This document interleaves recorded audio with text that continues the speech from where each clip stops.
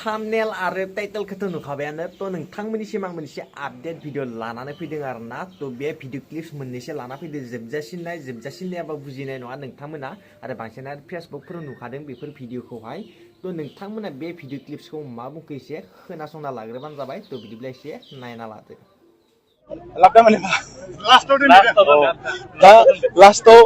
लास्टआव बिथांनि बायदि नों ओरै गिदिंना होलाय होमबानिया नों सिगां जागोन नंगौना दा ओंखायनो बिथाङा जेराव दोनदों जों बेयाव थाया जोंथ' गोथै नङा दा गोथां मानसिसो हाग्रामा महिलारि दोननाय जायगायाव जों थागोन नामा बिथाङाबो थानाय नङा जों दोननाय जायगायाव ओंखायनो बिथाङा जोंखौ जुदि सानजा मोखां खालामदोंबा जों ओरै गिदिंनानै सोनाब मोखां जानाय लोगो लोगो नों बुंनाय बायदि लाबदाया बिसो जागोन जों ओरै सिगां जागोन रेसपन्स जानाय नोंथांमोनहाथ' नुखाबायानो बे भिडिअ क्लिप्सखौहाय आरो बावदों आरोना भिडिअ क्लिप्स बे भिडिअ क्लिप्सखौबो नायना लानो हागोन मा बुंखो थ' बिदिब्ला एसे खोनासंना लादो। बिथांमोना बिटिआर एकर्डनि एग्रिमेन्ट पेपारखौहाय सावग्रासो खुलुमबाय मानाव गेदेर हाग्रामा महिलारि बिथाङा दिनै मानो एथ'ग्राब गिगासिनो दङ आरो बेनि सिङावहाय मा जाहोनफोर दङ दाखालि बावै गुवाहाटीयाव जानाय बागुरुम्बा दोहौ हाबाफारियाव बिथाङा भारतनि प्राइम मिनिस्टार नरेन्द्र मदि बिथांनि सेरावहाय थांनाय 2003 मायथाइनि बिटिसि एकर्डनि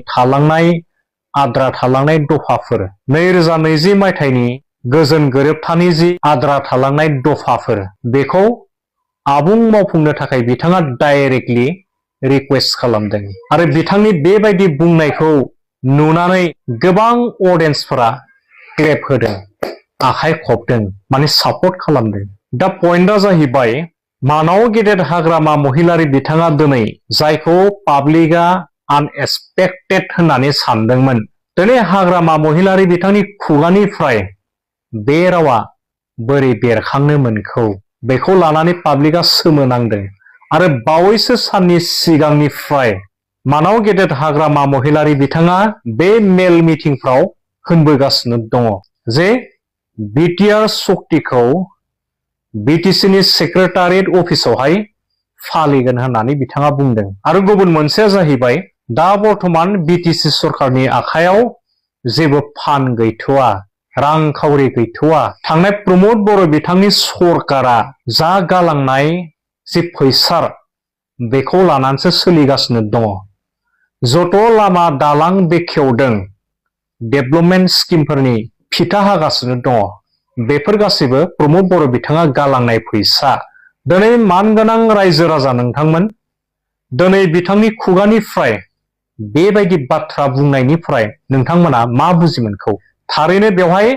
माबा मोनसे जाहोनफोर हाबसननानै दङ जायखौ लानानै हाग्रामा महिलारि बिथाङा बेबायदि बाथ्राफोरखौ ससियेल मिडियानि गेजेरजों बुंनो गोनां बाध्यता जादों निस्सय माबा मोनसे दङ जायखौ जोङो एफा एनै मोनथिगासिनो दङ दिनै मानाव गेदेर हाग्रामा महिलारि बिथाङा एथ'ग्राब मानो गिगासिनो दङ मा मा जाहोनफोरखौ लानानै दिनै बिथाङा राव सोलायनो हमखौ बिपिएफनि सासे लिडार अमर सिं ब्रह्म बिथाङा इलेक्शननि सिगां बिटिआर एकर्डनि एग्रिमेन्ट पेपारखौहाय ससियेल मिडियायाव डाइरेक्टलि फैनानै सावगोन होननानै बिथाङा बुंदोंमोन बिटिआर एकर्डनि एग्रिमेन्ट पेपार्सफोरखौहाय गंगा दैमायावहाय फोजावहरगोन होननानै बिथाङा दाथि बुंदोंमोन दिनै बिथांमोना बिटिआर एकर्ड होबथाग्रा सिमा बारायनायखौ होबथाग्रा बिटिआर नङा बिटिसिसो जानानै दङ बिटिसिनिसो सिफ जागोन होननानै बुंग्रा बिथांमोना आन्दलन खालामग्रा बिटिआर एकर्डखौ माब्लाबाबो सापर्ट खालामफेरै बे हान्जानि दैदेनगिरिफोर दिनै फैयै बिथांमोननि खुगायाव बेबायदि राव सोलायनायखौ मानो नुनो मोनगासिनो दङ दा मानगोनां रायजो राजा नोंथांमोना एसे एनालाइसिस खालाम थारैनो मा जाहोनफोर हाबसननानै दङ दिनै जे हाग्रामा महिलारि बिथाङा हरखाब राव सोलायफैबाय माखौ लानानै एथ'ग्राब गिगासिनो दङ निस्सय माबा मोनसे दङ रायजोफोर माबा मोनसे जानो थांगासिनो दङ दा बेखौ लानानै बिथांमोना गिगासिनो दङ दिनै बिटिआर एकर्डखौ बिथांमोना फालिगोन होननानै बुंदों बिटिआर एकर्डनि आद्रा थानाय दफाफोरखौ मावफुंनांगौ होनदों आरो बेवहाय नोंथांमोना एसे गोथौयै साननानै नाय बेवहाय मोनसे गोथौ खोथा हाबसननानै दङ आं बुंनि बिटिसि एकर्डनि दफाफोरखौ इमप्लिमेन्टेसन खालामनांगौ माने बेवहाय बेखौनो बुजि मोनबाय 15 बोसोर सरकार थानाय समाव हाग्रामा महिलारि बिथांनि सरकारा बा बिथांमोना बिटिसि एकर्डनि सिगनेटरियान बिथांमोना बिटिसिनि एकर्डनि दफाफोरखौनो दिनैसिम इमप्लिमेन्ट खालामनो हायाखै माने रायजो राजाफोरखौ बिथांमोना थगायनासो फैगासिनो दङ आरो गुबुन मोनसे बाथ्राया जाहैबाय भारतनि प्राइम मिनिस्टार नरेन्द्र मदि बिथांखौ रिक्वेस्ट खालामदों जिहेतु जे बिटिआर एकर्डनि मात्र मोननैसोल' दफाफोर होननानै बुंदों आद्रा थानाय इसेल' बाखि दं होननानै बुंदों माने बेनिफ्राय जों बुजि मोनो जे प्रमद बर' बिथांनि सरकारा थांनाय 5 बोसोर समावहाय खमसे खम 95% बिटिआर एकर्डनि दफाफोरखौ मावफुंखाजोब्बाय माने एग्जिक्यूट खालामबाय होननानै फोरमायनाय जादों मात्र 5% लसै दं होननानै हाग्रामा महिलारि बिथांनि खुगानिफ्राय बेरखांदों आरो बे इसेल' आद्रा थानायखौ भारतनि प्राइम मिनिस्टार नरेन्द्र मदि बिथाङा थाबैनो मावफुंनानै होनांगौ होननानै बुंदों बाथ्राया बेसो अब्ला नोंथांमोना साननानै नाय दिनै बिथांमोना मा बुङामोन दिनै मा जाफैखो निश्चय माबा मोनसे दङ आरो बेखौ समजों लोगोसे रायजो राजाफ्रा मोनथिनो मोनगोन आरो जायखौ लानानै हाग्रामा महिलारि बिथांनि सरकारा दिनै थोर थोर गिगासिनो दङ गोजोन्थों रायजो जानो हागौ नोंथांमोना बे भिडिअ क्लिप्सखौ नुबाय ओमफ्राय आरो दंबावो आरोना भिडिअ क्लिप्स नोंथांमोना बे भिडिअ क्लिप्सखौ एसे खोनासंना लानो हागोन आरोना मा बुंखो एसे खोनासंना लाबावदो माखासे मानसिफोरा प्रमद बर' सारखौ ओरैबायदि इनसाल्ट खालामो आरो बिपिएफनि माखासे सापर्टारफोरा प्रमद बर' सारखौ ओरैबायदि नायनो बायो आरो प्रमद बर' सारखौ 5 बोसोर गभर्नमेन्ट सालायखांनायनि उनावबो जेबो मावनो हायाखै होननानै बुंबाय थायो नाथाय आं नैबे बाथ्राखौ फोरमायहरनो नागिरदों प्रमद बर' सारनि 5 बोसोर गभर्नमेन्ट सालायनाय आरो हाग्रामा सारनि 17 बोसोर गभर्नमेन्ट सालायखांनायाव ओरैबायदि फाराग दङ आरो हाग्रामा सारनि 17 बोसोरनि मावनाय प्रमद बर' सारनि 5 बोसोरनि मावनायाव प्रमद बर'नि 5 बोसोरनि मावनायजों हाग्रामानि 17 बोसोर मावनायजों एक एंसिबो गोरोबा एक सुताबो मिलाया मानोना खम समनि गेजेरावनो 5 बोसोरनि गेजेरावनो प्रमद बर' सारा ओरैबायदि गावनि जितु मावनांगौ दायित्व सासे लिडारनि गुनखौ लाखिनो गालांदों नाथाय 17 बोसोर गभर्नमेन्ट सालायखांनायनि उनावबो हाग्रामा सार बिथाङा गुनखौ लाखिनो रोङाखै दिनैसो आजां गाजां बाथ्रा बुंबाय थादों थ' बे बाथ्राखौ आं नोंथांमोननो मानो फोरमायहरनो सानदों नोंथांमोना मिथिगौना मा खामानि मावखो प्रमद बर' सारा थ' नोंथांमोना नुदों जानांगौ ससियेल मिडियायाव कच राजबंसि हारिनि मोनसे फेसबुक पेजाव जे जोंनि बर'नि दोरोङारि दामग्रा कालचारेल जाय जोंनि इन्स्ट्रुमेन्ट बेखौ गावसोरनि होननानै जि पस्ट खालामदों आरो जायखौ नोंथांमोना मिथियो गंगोनाखौ हारसाफोरा गोबाव सम हारसाफोरा गावसोरनि होननानै बाहायबोबाय बिहु मोसानायाव बिहु रंजानायाव गावसोरनि हारिमु कालचाराव बाहायबोबाय नाथाय जेब्ला प्रमद बर' सारा 5 बोसोर गभर्नमेन्ट सालायनायनि उनाव गंगोना सेरजा माखासे दामनाय देनाय आगजु आरो गाननाय जोमनाय मुवा बेसादफोरखौ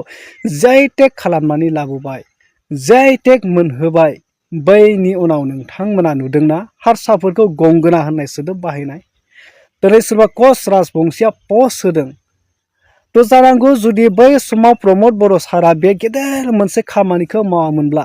जि.आइ.टेगखौ जुदि खालामनानै लाबोआमोनब्ला नारा नाथा दिनैबो सेरजानि थाखाय सोरजोंबा नारा नाथा जुजिनो गोनां जागौमोन सोरजोंबा नारा नाथा एना एनि जानो गोनां जागौमोन गंगोनानि थाखायबो दिनैनि दिनाव नारा नाथा जानो गोनां जागौमोन एना एनि जानो गोनां जागौमोन नाथाय बे खामानिखौ सिगांग्रो प्रमद बर' सारा मावनायनि थाखाय दिनै बेखौ रावबो गावसिनि होननानै बुंनानै लानो हाला दिनै बियो आंगो बर'निनो दिहुनजानाय होननानै बे जि.आइ.टेगखौ मोननो हाबाय आरो बे खामानिखौ प्रमद बर' सारा मावदों। अब्ला नोंथांमोना मिथिगौना बे सासे लिडारनि मावनाय नंगौना नङा, सासे लिडारनि गुन नंगौना नङा? तो मानसिफोरा सानो जे 15 कोटि 30 कोटि 100 कोटिनि प्रजेक्ट लाबोनानै बा क्रर क्रर थाखानि माबा मोनसे इन्डास्ट्रि बानायनानै माबा मोनसे बानायब्लाबो थाखाजों मावनायखौनो जे सासे लिडारनि मावनाय होननानै सानो। नाथाय सासे लिडारनि मावनाया अनलि थाखाजोंल' नङा, अनलि सेंसनजोंल' नङा, जे हारिनि गावनि जिथु आइडेन्टिटिखौ रैखा खालामनाय, गावनि हारिमु आसार खान्थि राव थुनलाइखौ रैखा खालामनो हानाय, फेहेरनो हानायनि जिथु खामानिखौ मावो बेखौबो नायनो रोंनांगोन। खालि थाखा फैसानिल' सानोब्ला जानाय नङा, माबा मोनसे इन्डास्ट्रिनि खोथाखौल' सानोब्ला जानाय नङा। जे प्रमद बर'मोन बायदिया दिनै माबायदि मावबोखो, सुपार 50नि गेजेरजों डक्टर इन्जिनियार माखासे लाइमोनफोरखौ बानायनो हाबाय बर'फोरनि गेजेराव। तो JITEC खालामनानै जोंनि जिथु गोमानो थांनाय जिरादफोरखौ दिनै गावनि आवथायाव लाबोफिननो हानाय, बेफोरसो सैथो लिडार आरो सैथो दैदेनगिरि। बैफोरखौ नोजोर होनाया जोबोद गोनां। खालि थाखा फैसानि लिडार होननानै सानोब्ला जानाय नङा। अब्ला BPFनि मानसिफ्रा बुंनो हागोन ना बेखौ प्रमद बर' सारा जेबो मावनो हायाखै होननानै? रावबो बुंनो हाया। दिनै रायजोफ्रा बाख्नायनांगोन प्रमद बर' सारखौ, प्रमद बर'नि मावनाय बिथांखिफोरखौ।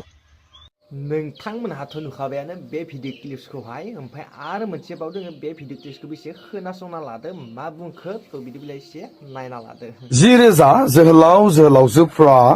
ज' जानानै सोरबा सिफुं दामबाय, सोरबा खाम दामबाय आरो माखासेया मोसाबाय। अब्ला 10,000 दिनै सिख्लाफ्रा बा हिन्जाव माहारिफ्रा दिनै बागुरुम्बाखौ मोसानानै बुहुमनि गेजेरावनो दिनै बर'खौ सिनायथि होबाय। दानिया बियो जोंनि थाखाय मोनसे गोजोननायनि बाथ्रा, रंजानायनि बाथ्रा। नाथाय बेनि गेजेराव दिनै जोंहा माखासे राजखान्थिगिरिफोर, जाय राजखान्थिगिरिफ्रा दाबो सोरबाया हजम खालामनो हायाखै जे बियो BPFनि थाखायसो जादों, बियो UPPLनि थाखायसो जादों, बियो प्रमद सारनि थाखायसो जादों, बियो हाग्रामा सारनि थाखायसो जादों। बिनि नारा नाथायानो, क्रेडिट लालायनायानो जोबना थाङाखै। नाथाय आंनिफ्राय मोनसेल', बर' हारिया 10,000 लाइमोनफोर जमा जानानै बे बागुरुम्बानि मोसानायखौ बुहुमनि गेजेराव सिनायथि होनो हादों, मुंदांखा खालामनो हादों। बेनो आंनि थाखाय जै बा रंजानाय। सोर खालामहोदों, सोर खालामहोआखै, आंहा बेयाव जेबो बुंनांगौ गैया। नाथाय बर' हारिया जे सिनायथि मोनदों, बेयाव आंहा गोजोननाय दं। बेनोमोन आरोना लोगोफोर भिडिअ क्लिप्सआ। नोंथांमोना बांसिनानो फेसबुकफोराव नुखादों जानांगौ। आं बेखौनो जास्ट ओरैनो आपडेटनि थाखायल' लाना फैनाय जाबाय आरोना। थ' मा बुंखो मा बुङाखै आं बेफोरखौ माने आपडेट होना होयो आरोना। थ' जिखियानो जाया मानोथो आरो बांसिनानो भिडिअखौ नायनानै थाङो। जायफ्रा चेनेल गोदान आफेदि चेनेलखौ साबसक्राइब खालामबानो जाबाय, गासिबो कमेन्ट खालाम आरो जोबजासिम नायाखैबा फार्स्टनिफ्राय मोजाङै जोबजासिम नायबानो जाबाय। थ' बिदिब्ला नेक्स्ट भिडिअ लोगो मोनसिगोन। दिनैनि भिडिअआ एसेनोसै। बाय लोगोफोर।